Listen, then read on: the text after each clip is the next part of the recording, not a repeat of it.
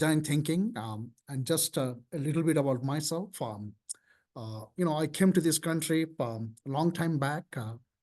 Typically, I say once upon a time. It's 1989 as a Fulbright fellow. So I did my PhD on international trade and business development. And then, I was a professor of global strategy 20 plus years, at Thunderbird School of Global Management.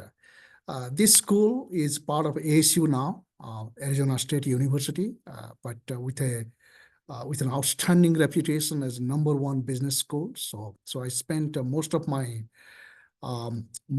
career there as a professor. I have been a visiting professor to quite a few premier universities all over the world, and I've listed them here. You just can take a look: Japan, China, Singapore, Switzerland, Spain, Mexico, Czech Republic.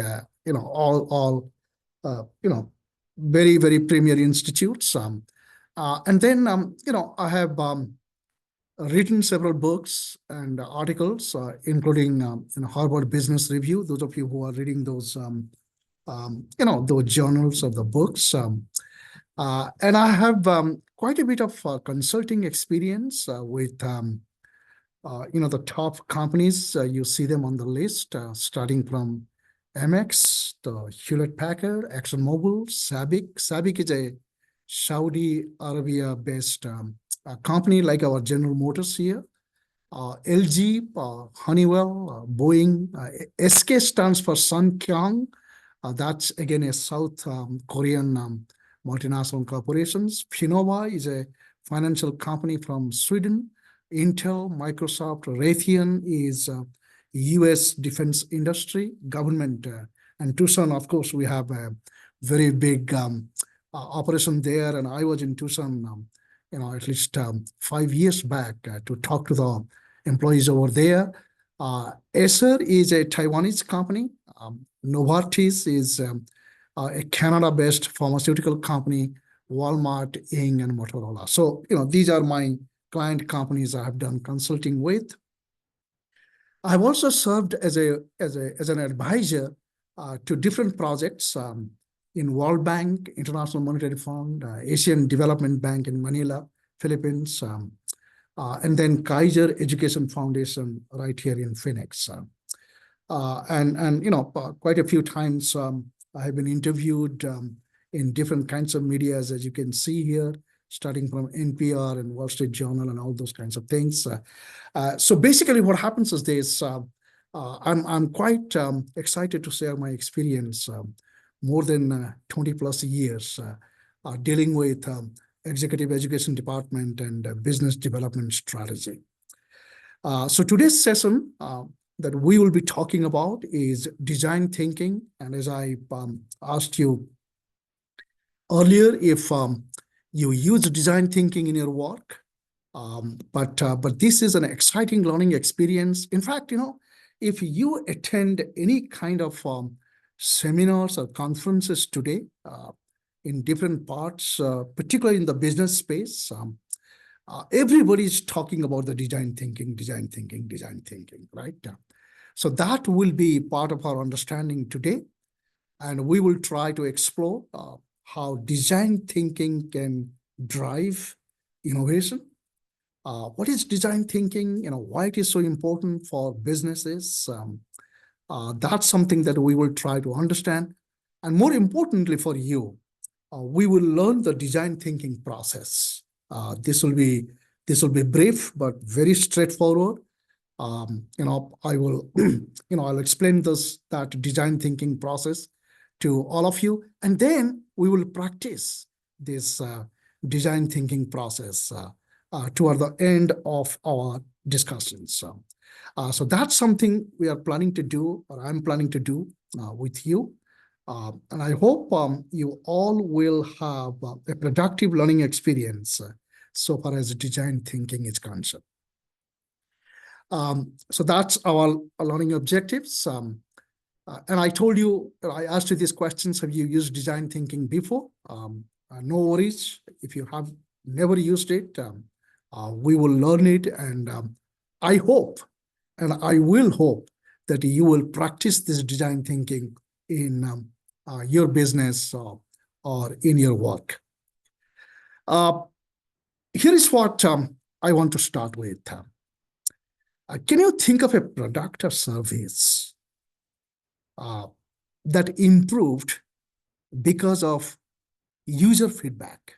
Meaning you know that product exists, but it got better and better after getting the user feedback. Do you know any product, any service that has gotten better after getting the user feedback? Take some seconds and let me know, and use the chat session if you will. Just give me a couple of examples to start with, and then I will share with you some of the examples that I want to talk about, right? So anyone in the group?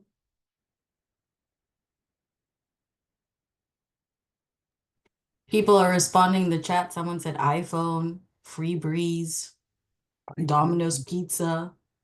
Oh, beautiful. Okay. All right. Yeah. Oh, that's terrific. That's terrific. Actually, so you got it, So those of you who are thinking, oh my God, what is design thinking and what is this all about? You actually got it, So that's very exciting to know. So let me share with you some of the experiences or some of the examples of design thinking. What I'm going to do here is this. I'll keep quiet, but take a look at the screen and you will see one after another some, few examples. In addition to what you are sharing with me, you can take a look that those are the examples of design thinking. Okay, let's go.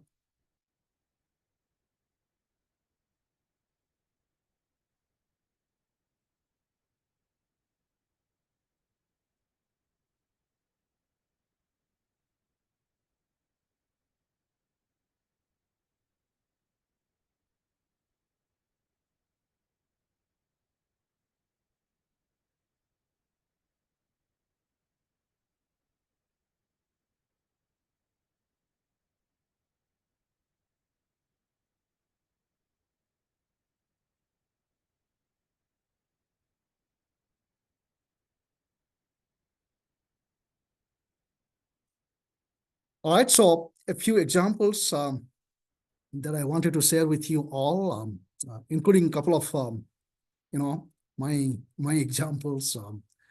I was in Japan 3 years back, and I was in the Japanese airport, for example. Suddenly, I saw someone tapping on my back and asking me, "Can I help you?" Obviously, I knew that that was not a human being. And then I turned back and I saw my robot friend. And then obviously I asked him, yeah, I need some help to go, go to the desk and, check in my baggage to Phoenix, Arizona. And surprise, surprise, that friend of mine took me to a counter and everything got done. There was another thing that you saw in this example called Erika. Erika is a humanoid robot, which we are developing in the United States also, but Japan is a little advanced on this particular technology. And after the session today, I will strongly encourage you to just YouTube Erika humanoid, and you'll be surprised to see how strikingly similar this robot is to human beings. So that's developed in University of Osaka, but it's creating a lot of news. And then you can probably take a look. There are so many YouTube videos on Erika as a humanoid robot.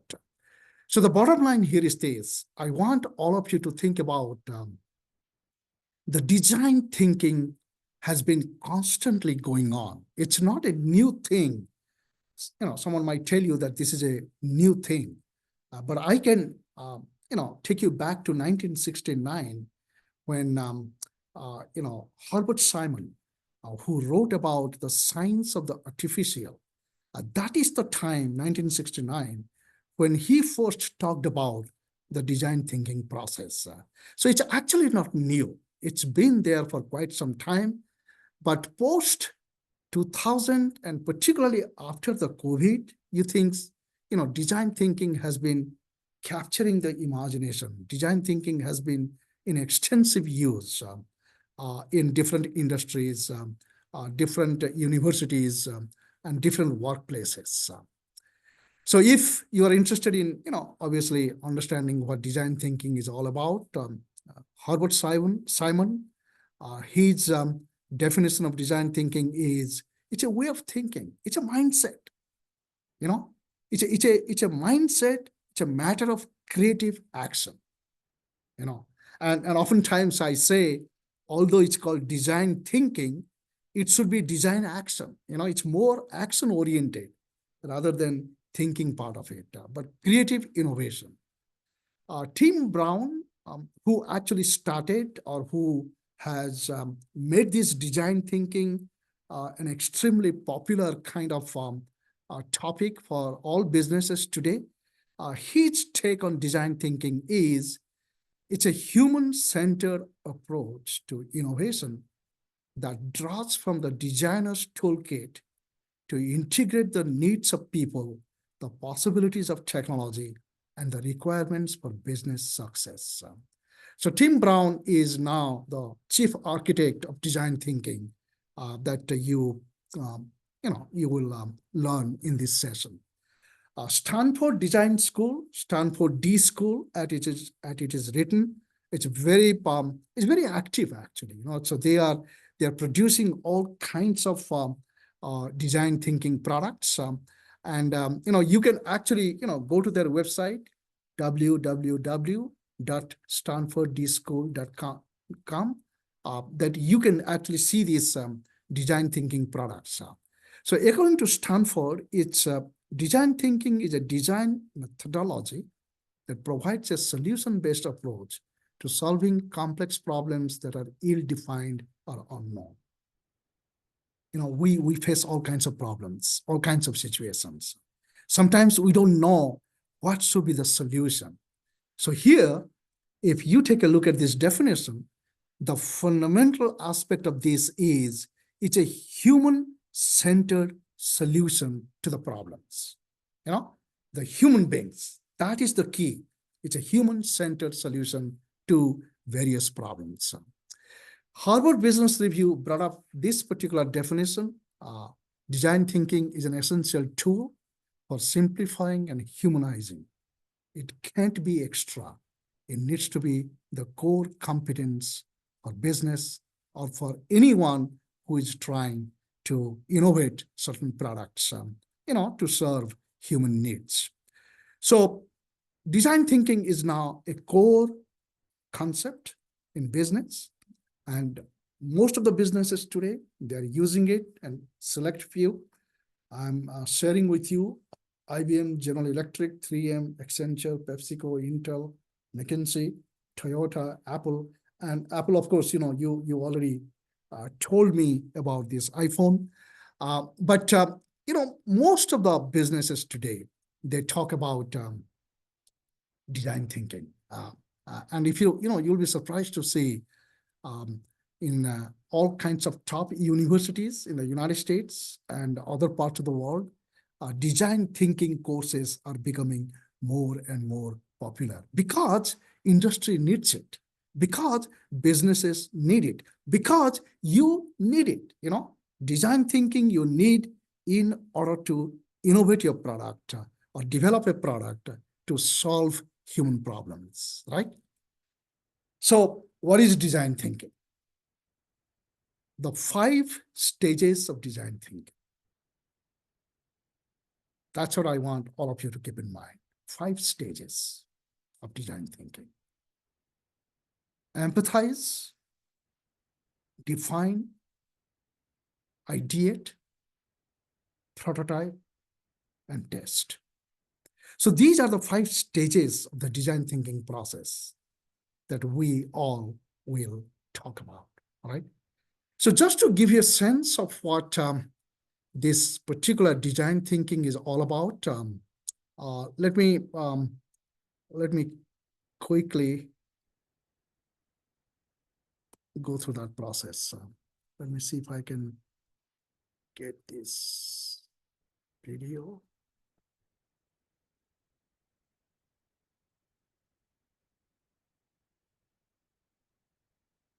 Give me a second. I'm just stopping it so that I can go there and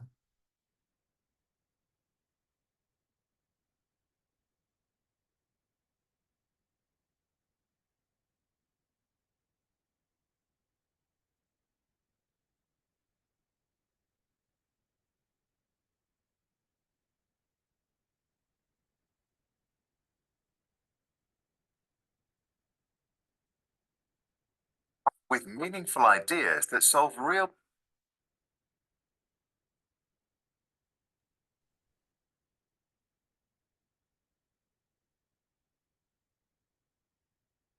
share sound, optimize video clip, share.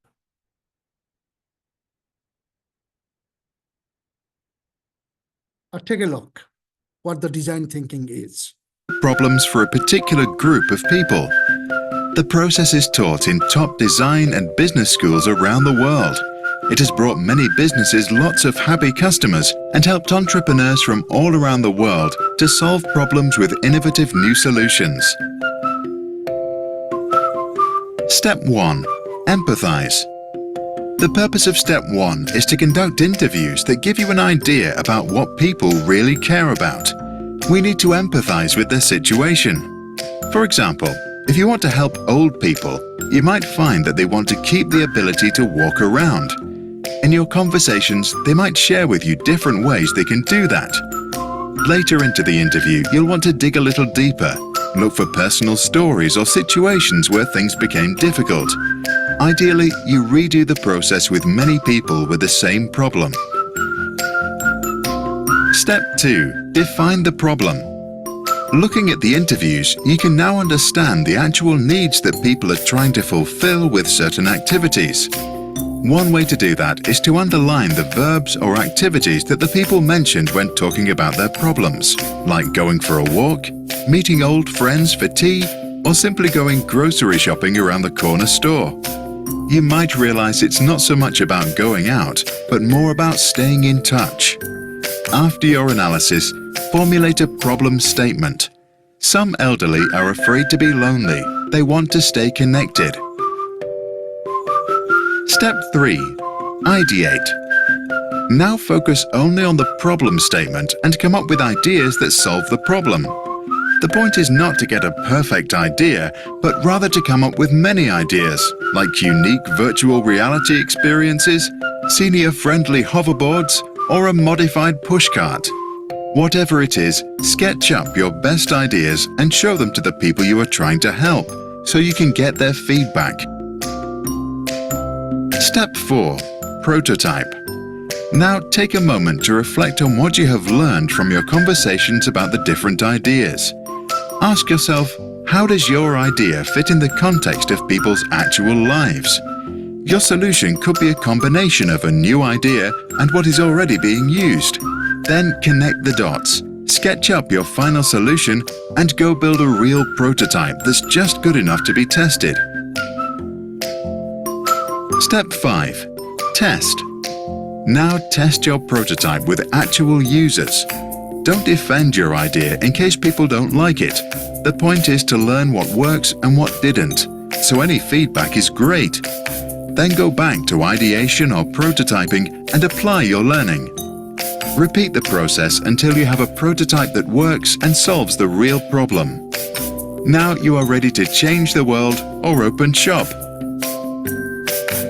To experience design thinking firsthand, do the free virtual design thinking crash course from Stanford's D School right now. You will learn to design a new gift-giving experience.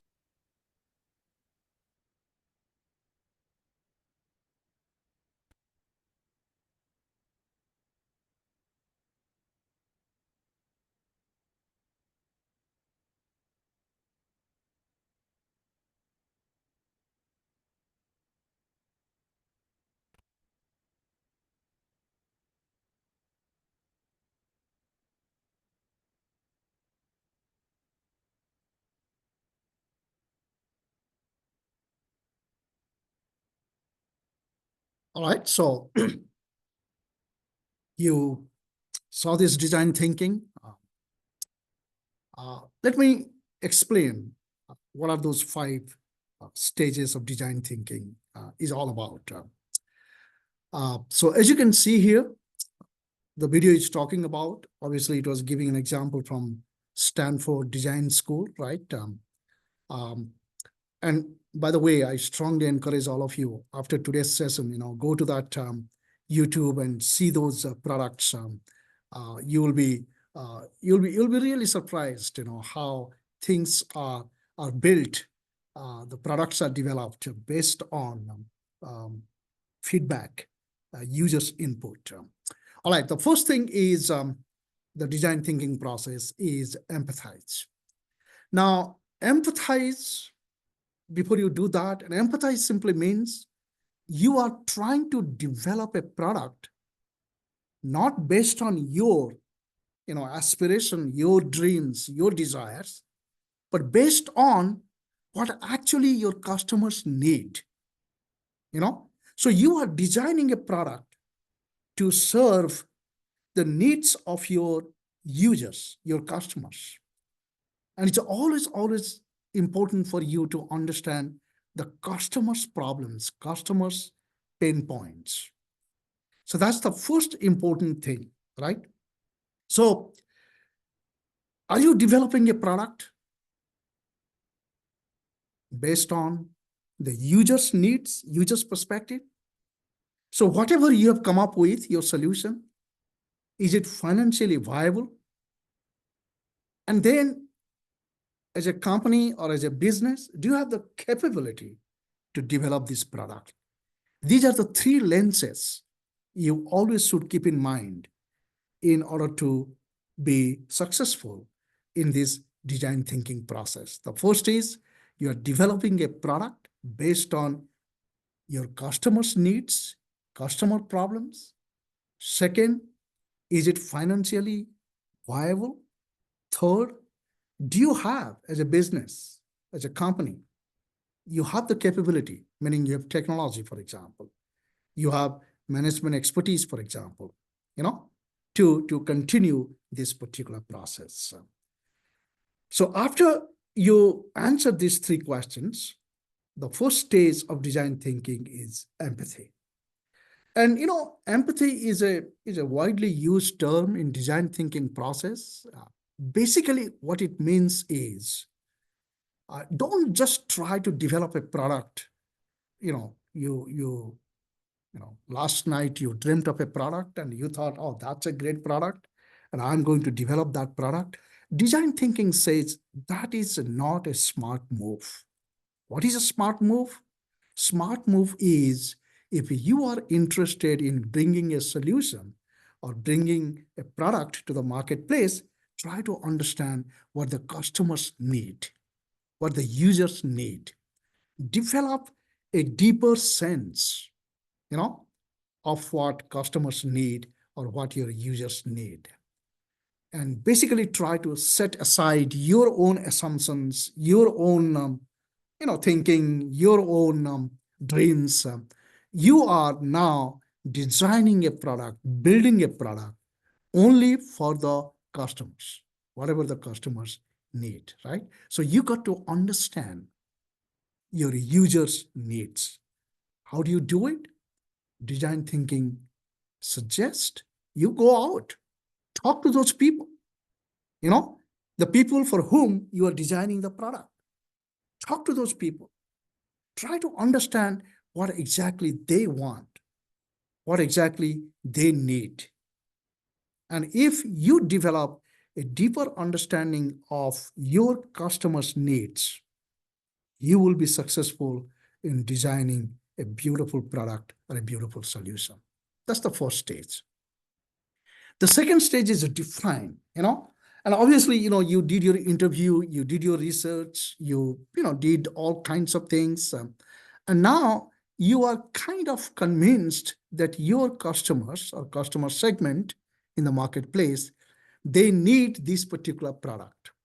And now come up with a definition of that particular product. What that simply means, make it as simple solution, a simple definition, a simple statement, so that anyone who reads that or who takes a look, they can understand. So make it a very easily understandable statement or a definition that you are going to develop this particular product. That's the definition part of it. The third is ideate. And ideate, the way I try to share this idea is, you all know, right? We have all these 5 fingers. And I don't have to tell you this, all these 5 fingers are different in size, in shape, in their functionality. So God has given us this particular aspect, everything is not same. So that is why oftentimes what happens is this in the business world, whatever idea strikes us first, we think that is the best idea. But here is what I'm trying to share with you, that the first idea probably is not the smartest idea. So going forward, if it's possible for you, anytime you deal with a problem, and obviously in our case, a business problem, right? Try to write down 3 ideas, at least 3, and brainstorm those ideas with your friends, with family members, with peer groups, or with your, company co-workers, for example. Try to brainstorm those ideas. This idea could be, random ideas. You face a problem, you want to come up with a solution. So don't think too much. Just see what is a practical solution idea that comes to your mind, right? So random ideas, practical ideas, and then you can write it down. And obviously what happens is this, in design thinking process, they typically ask you, you can draw that idea, you can sketch that idea, or just, write it down as clearly as possible. And then the important thing is try to brainstorm those ideas with your co-workers, right? And this is where collaboration is an important aspect of your design thinking. You got to collaborate with everyone, right? Then the prototype. Prototype is simply, it asks you to develop a physical product. The product which is, you can touch it, you can feel it, you can see it, right? It could be a website, it could be a flow chart, it could be a real product. And like automotive companies, for example, the car companies, or the example you gave me, the iPhone, for example, right? So those are the prototypes. That simply means the business develops those prototypes first, and they test it around. And if they're convinced that this is the product that customers will find more acceptable, more attractive, then they bring that product to the marketplace. So prototype is very, very critical. It's a physical being, you got to develop that particular product. Then you test it, right? Once you come up with, like, let's go for this iPhone ideas, or if you saw my examples, just a simple thing, think about it, 1960s and 70s, we were carrying our luggage and boxes to travel, right? A simple thing, 2 wheels on the bottom of your suitcase, and then you pull it, and it's, it just smoothly rolls over in the airport or wherever you are going. So you don't have to break your back, to carry your luggage. And similarly, all these examples that I've given you in my PowerPoint slides, and then you see that Airbnb is a very classic example. And even those of you who are using that electronic toothbrush, for example, it's a part of this design thinking process. These are all physical prototypes. They've been tested in the marketplace. And then as a user, you are using it, right? So that is the final stage of your product development.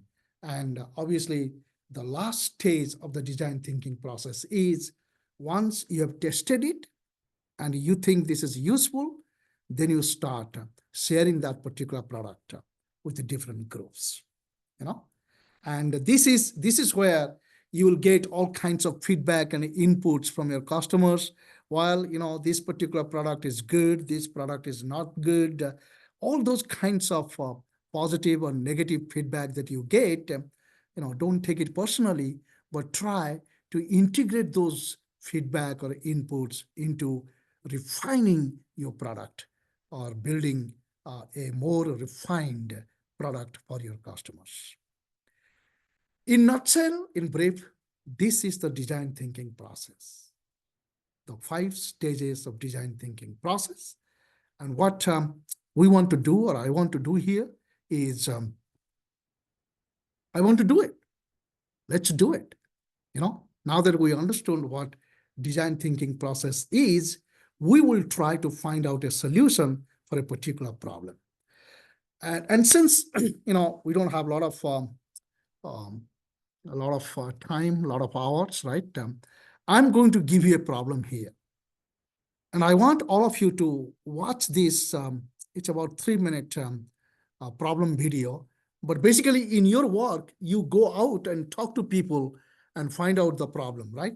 But in this case, I will share with you a 3-minute video that you all can take a look. By the way, those of you who are interested, you can take a look at this CBS 60-minute video, Hard Times Generation. But here, I will just use the 3-minute of this particular video, and then I want you to watch it. And after you watch it, we will practice the design thinking process to bring a solution to that particular problem. Okay? All right, so let's take a look.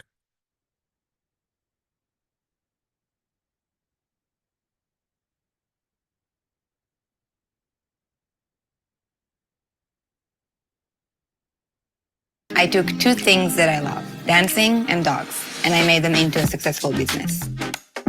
Hi, I'm Ronnie. I'm the Unemployment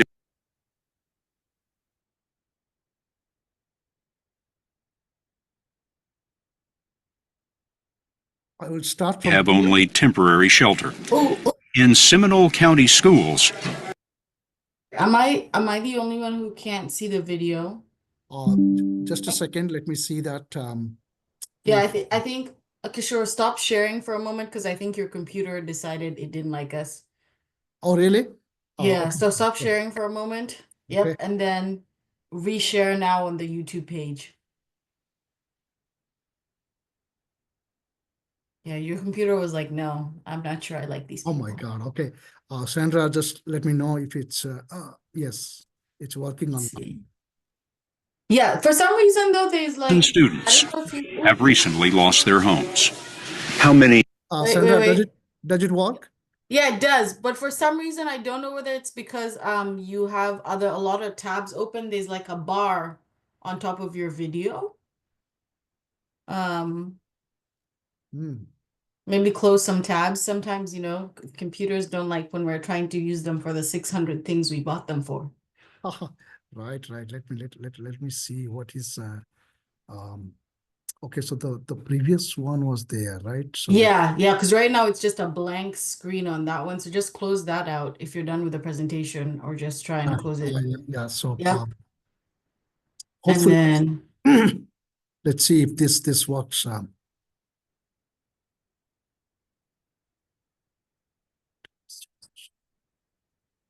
it's okay, guys. You know we love a technical moment. We're all learning here together. Is it still okay, or It's so weird. I don't know. Okay, actually, we can see the video, so it's fine. I think make it bigger. We can see the video, which is what matters at this point there. So go ahead and make it a bit bigger and then play. Okay. If everyone's good with that, I'm good with that. okay? Yeah. All right, Cool. so let's do this, right? counts them homeless if they have only temporary shelter? In Seminole County schools, 1,000 students have recently lost their homes. How many of you in the last few weeks have gone to bed hungry? At Castleberry School, students whose families are at the poverty level or slightly above qualify for the free lunch program. We talked with some of those kids with their parents' permission. Who can tell me what it's like to feel hungry? It's like hard, you can't sleep, you just like wait, you just go to sleep for like 5 minutes and you wake up again and your like stomach hurts and you're thinking, I can't sleep, I'm gonna try and sleep, but you can't because like your stomach's hurting and it's because it doesn't have any food in it. And it's like a black hole, and sometimes when I don't eat, my stomach, you can hear like it's like growling, you can hear it. Usually we eat macaroni or we drink water or tea. My mom will sometimes like make food and then she won't have enough, so at night we'll just eat cereal or something. Other times my parents will fight about money because they don't have enough money to pay the food. We have to sometimes take food from a church. It's hard because my grandmother's also out of work and we usually get some food from her. It's kind of embarrassing because the next day you go to school asking kids if they want this or if they want that. If they have cereal and they haven't opened it yet, you go ask them if they want their cereal. We found a lot of families are making a choice between food and electricity. How many of you have had the lights turned off at your house? How do you study when you don't have the lights on at home? We have emergency flashlights and I usually have to use them. I'll just light candles and sit around in a circle of candles. Candles? Yes, ma'am? I use candles because my mommy brings some. I'll go out to the car and turn on the overhead and read out there and study. Ashley Ray raised her hand to add something that we didn't expect. I kind of feel like it's my fault that we don't have enough money. I feel like it's my fault that they have to pay for me and the clothes that they buy for me. They're believing it's their fault that they're in the situation. Beth Davalos runs the Seminole County programs for homeless kids. Our numbers go up every day, between 5 and 15 new homeless students a day.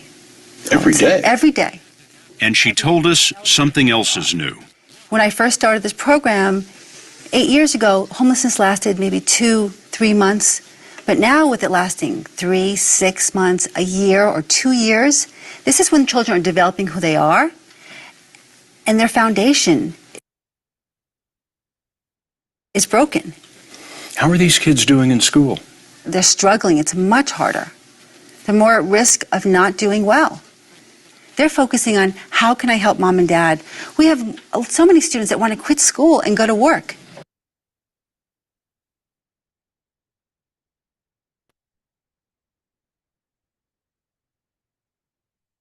All right, so you saw this video. I'll stop it there. Obviously, what I'm going to do here is this. Sandra will help us. I will send you to a breakout room. So now, this is what I want all of you to keep in mind. You know your customers, your users. Those are the school kids, right? So those are the users. You have a sense of problem that we want a solution to that particular problem, right? So we will send you to a breakout room. I want you to talk about this problem and then come up with a solution. And the time that I'm going to give you is 8 minutes, total 8 minutes. You'll be talking about this problem and coming up with a solution as a group. So when you come back, I want to hear what particular kind of solution you have come up with. All right. So let me ask you again now. Are you all clear about this instructions, what I'm asking you to do? Yes, that's clear. Okay. All right. So for now, I need Sandra's help to send you to the breakout room, and after 8 minutes, we'll bring you back. Yeah. So that you can share your solution to this particular problem.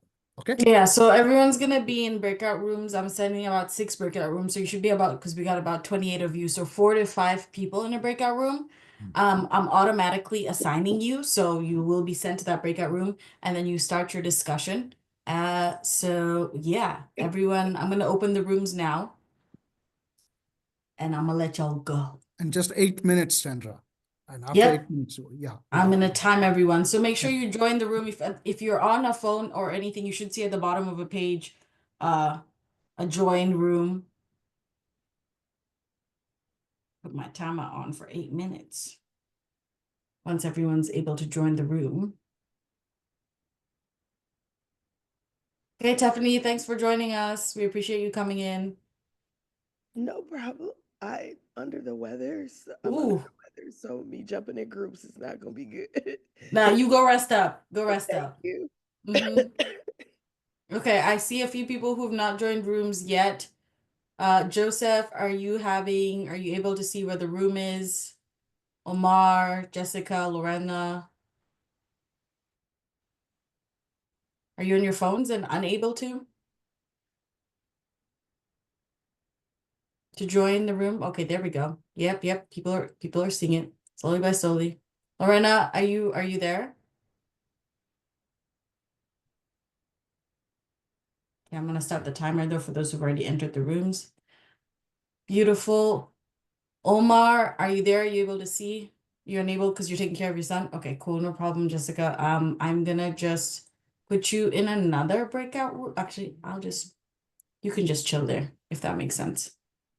For you, Omar, are you able to join us? Are you on the phone?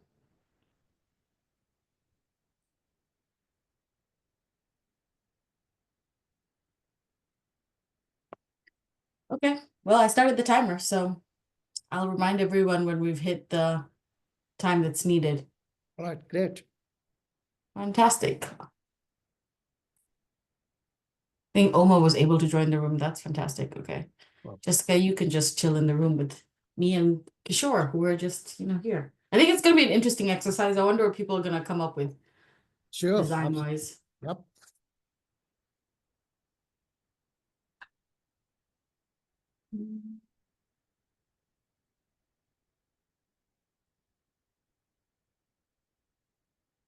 How long have you been in the country, Kishore? That's I joined Thunderbird in 1997. Oh, wow. Okay. So yeah, it's been a long time. So It's been a long time. And you've now had all your family members and everyone lives in the US, essentially. in Arizona, yes. Okay. Yeah, my wife, myself, and 2 kids. So one of my son and daughter is here. Yeah. Son is in Connecticut. Okay, doing school? No, so he's joined a pharmaceutical company. So Okay, big pharma. Oh, yeah, exciting. yeah, big pharma, and so Okay. and of course parents and they're still in India, but we 4 are here. Okay, yeah. Where in India are you, which side, which It's region? actually eastern part of India. If you have heard about it's a state called Odisha. It's close to Calcutta. Oh yeah, I was gonna ask which Calcutta. Okay, got it. I have a lot of brown friends, so I always have to ask where. And I know India's big. It's not like I'm gonna know exactly, but I'm always curious. So Right. Yeah. So at Yeah. least south, east, west, and north. Yeah. I have a friend she's from south. I have a few friends who are from north. A few Punjabis. One of my friends is Kamal. So I've got like Yeah, friends from everywhere. of And course, then being Kenyan, we have a lot of Indians in Kenya. So it's for me, I'm so familiar with the culture and the people. So I always like to ask. true. Yeah. Yeah. That's the Punjabis, as they're the north, right? Yeah, quite well. Yeah, there's quite a few. And then, of course, being as well in Maryland, we have the school I went to, there were so many and in the community in general. So I'm always curious. Okay, cool. No, absolutely. So that's Oh, I should let people know now we've got about 4 minutes. I bet time went quickly. yeah, I know. That's We broadcast message. 4 minutes, everyone. Yes. Yeah, that time went quickly. Yeah, it's kind of, it's a quick 1 hour, Yeah. typically when I do this design thinking with my executives, right? So obviously it's a in-person, right? So it's a Yeah. It's a little little bit more. long. You have most of the day. Yes, absolutely. Yeah.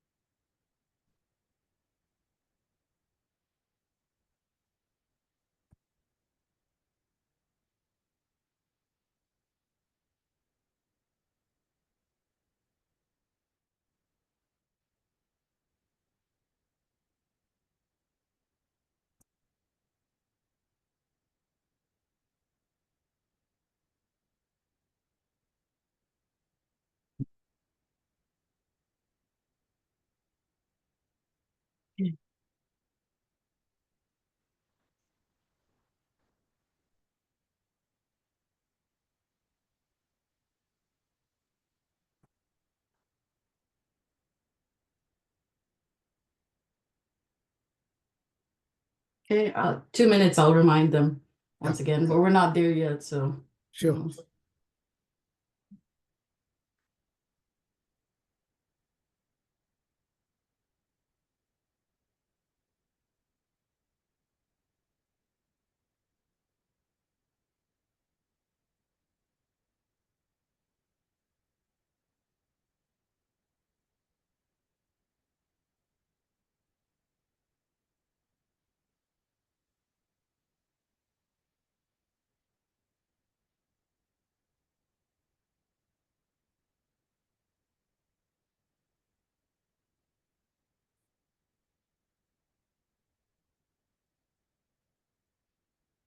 Okay, time to send a reminder.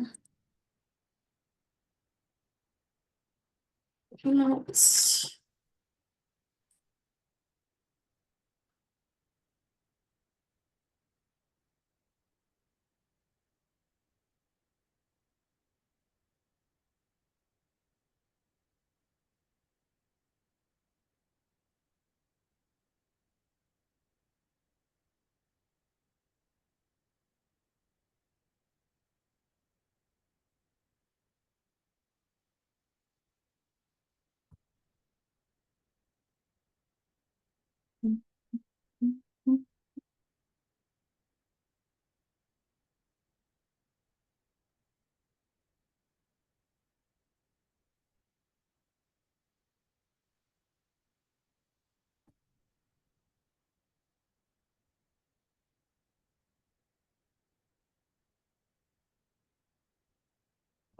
Okay, I think now about 1 minute and then we can close the rooms. Yeah.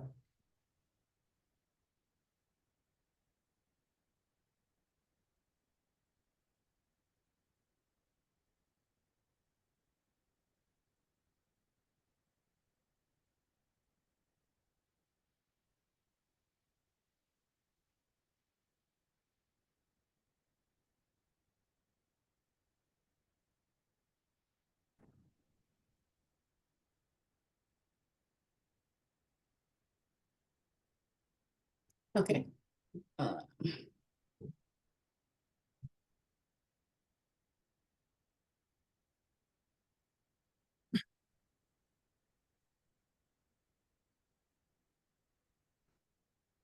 My timer is going to go now, so I'm gonna close the rooms now. And then obviously it takes 60 seconds and people will come back in. So technically they had 1 more minute, but Sure. Yeah, we'll bring them back. Yep.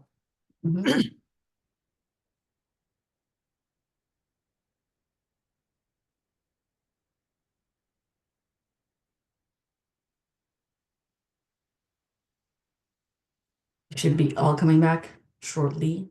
Welcome back, welcome back.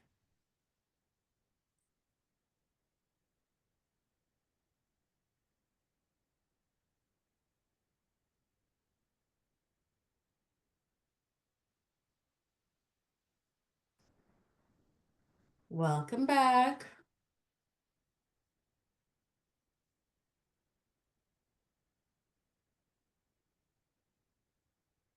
Damn, I guess people were really enjoying conversation. Yeah, 10 seconds more, 6 seconds.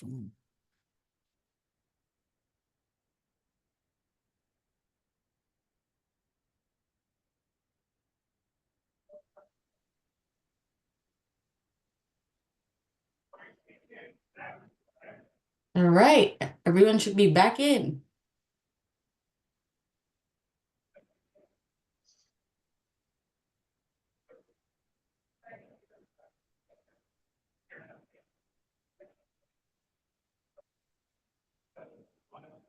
All right, so welcome back. So now that you talked about it, we'll be interested just to see what kind of solutions you came up with. So any group who is ready to share their talking points, what kind of solution you came up with to deal with this problem? You can actually share your thought, so So I just- can share. okay, go ahead. Yes, yes. Okay, well, I'll go for my group. I don't know what number we had or whatever, but I'll just read off what I had because I don't know what was talked about before I got on because I was late, but I did take some notes from our meeting. The problem was no or minimal food or lights going on. Well, no food or lights for the children. And this made them hard to sleep, made it hard for them to sleep and their stomach hurt. And we know our users were school kids. The solutions we came up with government solutions and private solutions. And we like the private solutions better. So we decided, so we went with, we talked about businesses, recruiting businesses in the zip code. We talk about let's talk about what is already being done and then go from there. Someone brought up interfaith councils in communities. To narrow down the solution, we talk about prototyping, market research, talk to the parents of the students, facilitate donations by using a website, give families in need a one-pager with resources listed on it. Teachers having bonding meetings for families, offer counseling for parents and parents. Partner with local universities to offer counseling to the children and parents too. So in a parent-to-parent social. All right, great. So that's the group has spoken, and I would like every one of you give her a big hand to their group. Okay. All right. So now let's go to the second group. We talked about two things. One about dignifying and humanizing when we have food, like the community is providing food in a way that's not like it's not going to have a long line. And the second one, which Cynthia came, like, let's get to the root of the problem and figure out how people can get paid better and help parents get better jobs. And I really love what Maria said, like money management. So get jobs, figure out how to get better jobs, and then money management kind of work together. I'll push you a little bit here. How do you ensure they get better jobs? You mean you are coming up with the parents getting better jobs, right? So how do you make that happen? Working with the community, maybe Cynthia can add to that because she can work with the community, work with small businesses, work with chambers. So yeah, so the chambers of association, right? The chambers, right? You go and talk to them, and yeah, absolutely. So that is how you try to recruit those chamber members, who probably can hire those parents, and if parents have better jobs, that probably will deal with this solution. Okay, great. Give this second group a big hand, please. And now I will just take one more response in the interest of time. Go ahead, please. One more. Hi, this is Maria. I'm not sure what group I was in either, but as far as like what we kind of like agreed upon as far as our three ideas, it was like creating like community classes where like you're teaching the parents budgeting and money management. Sometimes like the libraries offer like free classes or seminars for like the community. Like we can like use that as the place to like arrange these classes or like even the school auditorium or whatever. The second one was helping teach them trade skills that can like help them find like side jobs or like create side jobs where they can like work from home versus like working straight for like a different company, but more for themselves. And then the third one was like the community gardens in like within school grounds because they have like a lot of land and then it could like benefit not just the school but the community as well, where they can be taught how to grow their own food and then collect from there if need be so that way the kids aren't hungry. Excellent. So community gardens, trade skills, and then library, use of library. Maybe not every day, but at least on weekends. So that might be, Yeah. that might be a little more productive for the people. Excellent.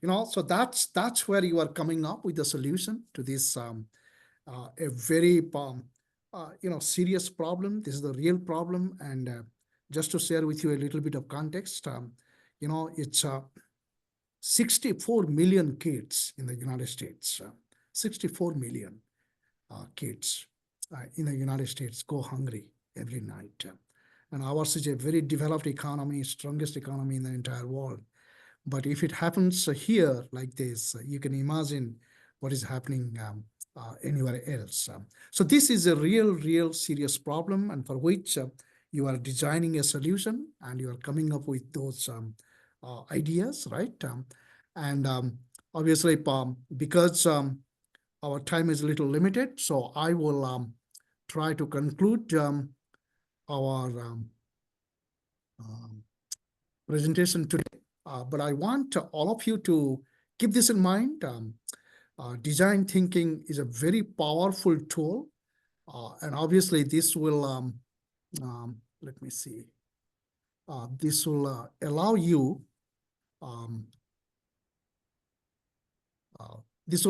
to kind of develop newer solutions which are very human-centered, solutions which are financially viable, solutions based on your expertise, based on your capabilities, your business, right? Your business or community organizations, whatever you are working with.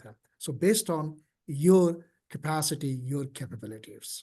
So that is where the design thinking is such a wonderful tool available to the business, small business, medium scale business, and even the top business. You saw my examples. These are all top business people that are they're using design thinking. So I would like to sort of leave you with this quote from Einstein. We really can't solve problems by using the same kind of thinking we used when we created them. And what I'm asking you to take a look, some of the takeaways from these discussions, from this session. Design thinking is always a human-centered design. Simply this, human problems needs human solutions, right? And when you design solutions, the solutions is from the user's perspective. In our example, from the school kids' perspective, what could be the solution that will address this particular problem, right? Prototyping is a very critical part of this particular process. And as I told you in the beginning, it's called design thinking. I would argue it should be called design action. It's very, it's biased toward action. Act, right? So that's one aspect of design thinking. And then, the more you repeat, the more you test in the marketplace, the better refinement of ideas that you will get it. And finally, I want to leave you with this. Design thinking, oftentimes in the business, we all talk about, design to value, DTV, design to value. But design thinking gives you enough scope to go for what is known as the design for value and growth. Not just design to value, but design for value and growth. It's a growth mindset. It is obviously a mindset that addresses human-centered problems and brings out all kinds of solutions. These are some of the sources that you can all take a look. But again, after this particular session, I would like you to YouTube this design thinking. If possible, go to the Stanford Design Thinking, where I actually took this course. I find it very, very impressive. So you can go to, there is a free website, Stanford D School, and you can take a look how they're building those products. But just one thing, I'm excited about design thinking as a process to bring human-centered solutions to human problems. I hope you enjoyed this experience and you'll practice this in your work, in your business, to come up with smart solutions to the problems that you face. So until we see you next, take care of yourself, and just let me know. You have my name there. You can contact Seed Spot. Yeah, you can reach out to us if you are hoping to get in contact with Kishore. I am very conscious of time. Unfortunately, Yes, exactly. I have another meeting right after this. So I'm concluding. Absolutely. Yeah. Great. Thank you so much, Kishore. Everyone say thank you. We really appreciate it. This session is recorded. Reach out to the Startup String email address if you're encountering any problems. And yeah, thank you so much, everyone, for your time, and have a wonderful rest of your day. Thank you. Thank